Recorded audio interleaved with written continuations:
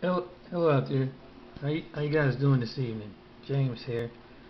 What you're looking at is this called this Coon Stereotype Gallery, and all these pictures was depicted of this character. It's called Sambo, and this is how the way early America would make fun of black people. This is what they would do. They would show these images of big lips and wide eyes and things like that. And these was old ancient artifacts. With this, and you probably wonder. So these images was back in the early part of the 19th, 20th century, as you see right here.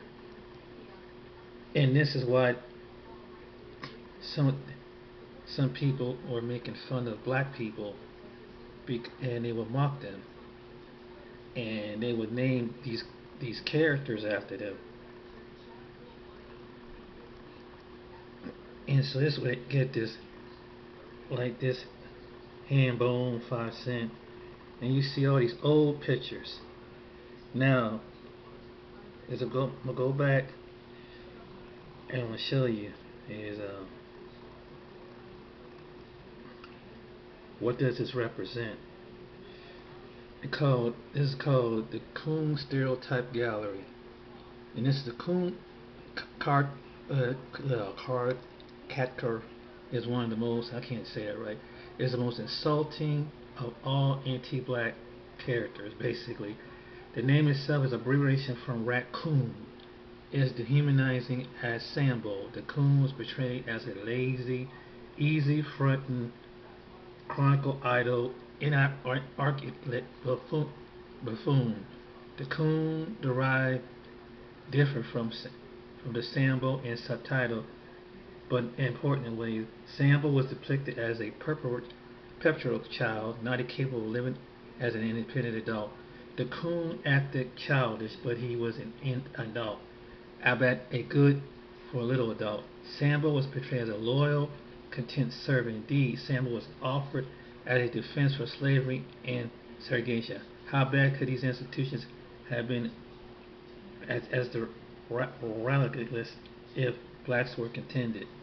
Not even happy being servants. The coon, although he's often worked as a servant, was not happy with his status. He was simply too lazy, too chronicle to attempt to change his lowly position as by the 1900s. Sambo is identified with older, docile blacks, docile blacks who accepted Jim Crow's laws and etiquettes, whereas coons were increasingly identified as young urban blacks disrespected whites. State differently was a Sambo gone bad. This is what they said in the own. This is off of a website of a museum. This is called the Ferry State Jim Crow Museum, Racist Memorabilia. And here's the other gallery of racist things. They will show images of blacks, with water. They showed a man right here with eating watermelon, and and saying all these racially impotent. So this prejudice has been going on for centuries. So this is what some people, some white people were taught this in different parts of the South, that this is what a black person represents. And this is what they were shown in the early part of America. So so to this day, they feel this is why they feel that black people can't take apart themselves, because they believe in these characters. So that's why they feel like they could talk to them as child. So anytime they think about a Sambo, they think about coon. So that's why they would say that. And if you were older person, you was docile and you just accepted the laws. But here is more of the story of the coon. This is the definition of it. This is taught at a university. This is this man. He explained what it is. But it's at the Ferris State University. Okay. He explains here about it was the most insulting and anti-black character's name, and this is what it's supposed to look like. And it's pretty much saying the same thing. Now, it add on here, the coon childish, but he was an adult about a good for a little adult. Sambo was portrayed as a loyal and content servant. Indeed, Sambo was offered a defense for slavery and segregation. How bad could these institutions have been? Asked the radicalists. If blacks were servants, content with even happy being servants, the coon, although he often worked as a servant, was not happy with his status. He was simply too lazy, too cynical to attempt to change his lowly position. Also, by the 1900s, Sambo was identified as an older 1900s as an older, docile blacks who accepted Jim Crow laws and etiquette, whereas coons increasingly identified young urban blacks with disrespectful whites. State differently, the coon was a Sambo gone bad. The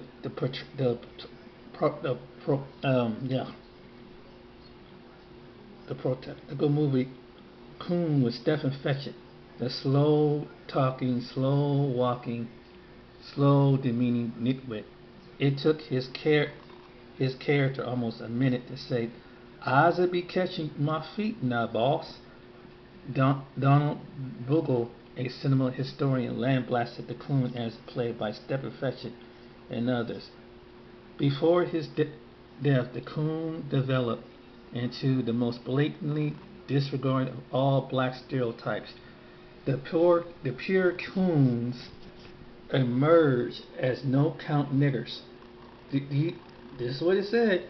These unreliable, crazy, lazy, subhuman creatures, good for nothing more than eating watermelon, stealing chickens, shooting crap, or butchering in the English language. Now this is from America. This is what they taught in ancient America. This was passed on from generation after generation among racist white people to look at people like this, look at black people like this. That's why they come at you the way that they think the way you do, because when they were taught about black people, that's what they were taught about. They were the pure, about the no count. They were unreliable, crazy, lazy, subhuman creatures, good for nothing more than eating watermelon, stealing chickens, and shoot crap. That spirit remains to this day.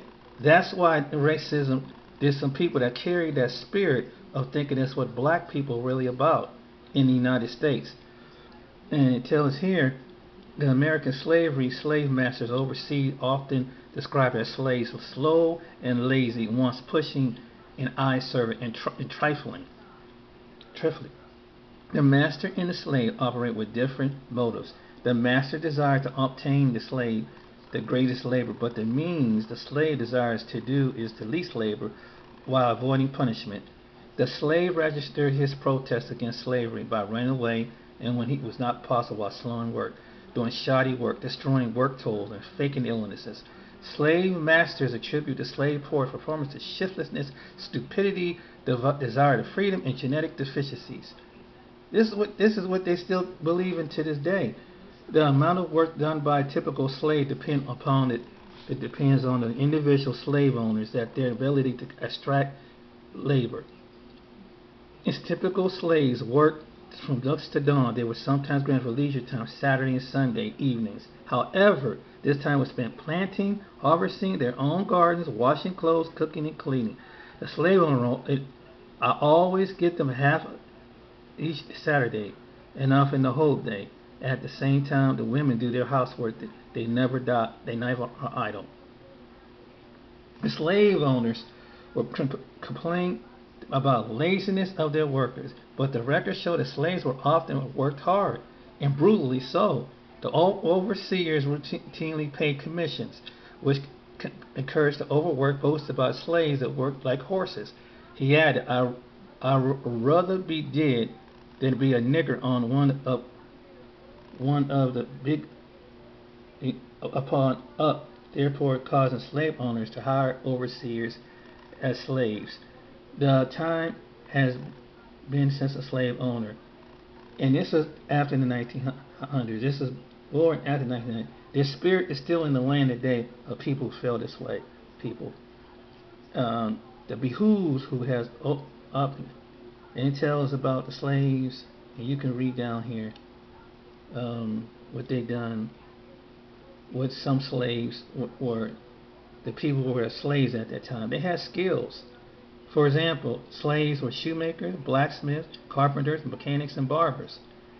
They were longshoresmen, workers, construction workers, lumberjacks. This was what slaves did. Slaves were in the cotton field, the tobacco fields, and this went on for generation after generation. And here's a picture of it. This happened in America. This is American history here. And the supporters of slavery claimed that blacks were a childlike people unequipped of freedom. They felt like pro-slavers announced that there were some slave masters were cruel, but argued that they were most benevolent, kind-hearted capitalists who civilized and improved their docile black wards. From radical restriction to World War I, it was natural nostalgia for of the good old darkies who loved their masters and according to their pro-slavers rejected and accepted. Enduring slavery, almost all blacks, especially men, were sometimes seen as coons, that is, shiftless, virtually useless. However, after slavery, the coon character was increasingly applied to younger blacks, and flamboyant, contemptuous of whites. Thomas Nelson Page, a white writer, wrote in 1904. This is after slavery, and it tells about the white Southerners. Will tell you the old time Negroes was industrious, saving, and